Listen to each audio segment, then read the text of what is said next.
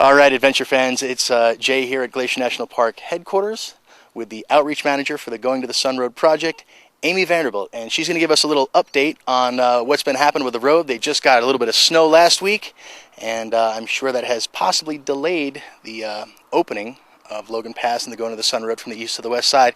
Amy, thank you so much for joining us today. It's a pleasure, Jay. As you said, we did get a little bit of snow, actually 2 feet and then some in the high mountain areas. Wow. And it's not historic, but we just haven't had these kinds of springs. So with that new snow, which is very wet, it has a high moisture content, we are needing to make certain that avalanches come down through the avalanche chutes before we put people in potentially harm's way. So the crews are going to have to plow back through all that snow, and then the slides will have to occur before we can get Logan Pass open. Wow. So besides Mother Nature obviously setting the final date, is there an anticipated date coming up that they're saying maybe they could have it open by, or is it just kind of take it as it comes? Well, I wish I could give you a target date for the actual opening. The figure, or the date of June 13th is actually the shared use date for road work and visitation to allow two-way traffic. At this point, we really are not projecting a date for the opening. We will just have it open with Logan Pass parking lot as soon as we can, and as soon as we can safely make it occur. So let's fast forward to summertime. The road is open, and the rehabilitation project, obviously construction delays.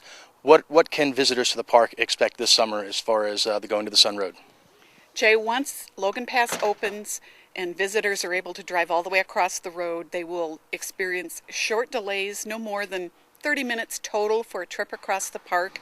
And that is part of our commitment, along with Federal Highway Administration and the contractors, to make sure during the core summer months, mid-June to mid-September, that visitors have two-way traffic and these short delays only to enjoy the road and the park.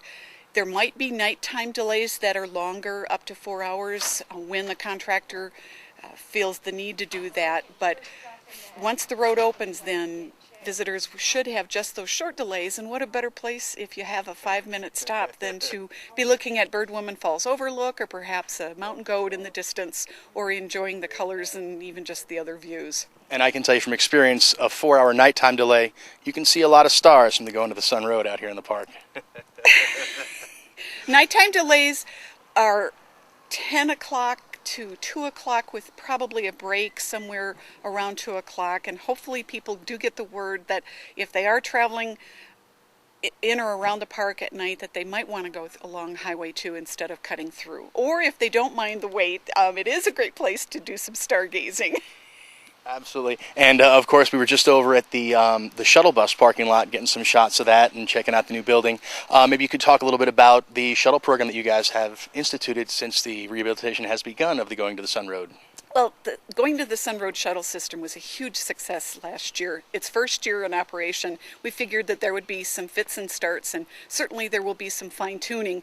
But we saw an average of over 2,000 users a day. We were hoping for maybe 800 a day.